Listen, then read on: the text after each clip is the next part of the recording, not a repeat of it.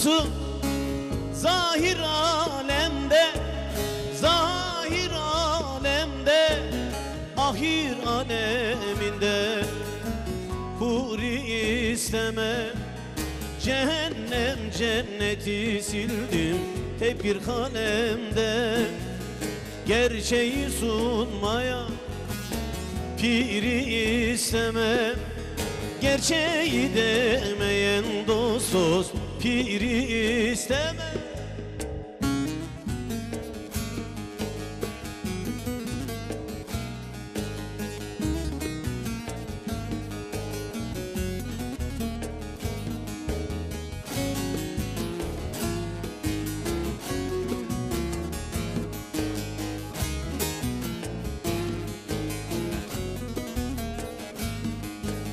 Aşka düşenlerin yanması gerek, yanması gerek.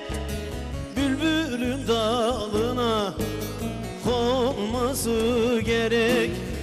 Aşk kokusu cana sinmesi gerek. Kokusu sinmeyen dost dost gülü isteme. Kokusu sinmeyen dost dost gülü isteme.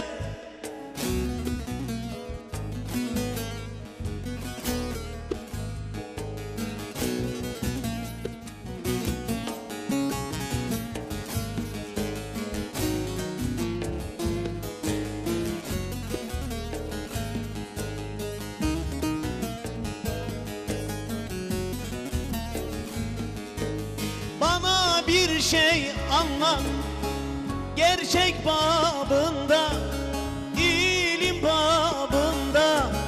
Hurafe tanımam can otağında. Ölüm haktır ama sağım solumda.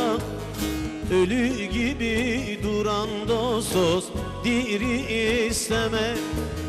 Ölü gibi duran dost dost diri isteme.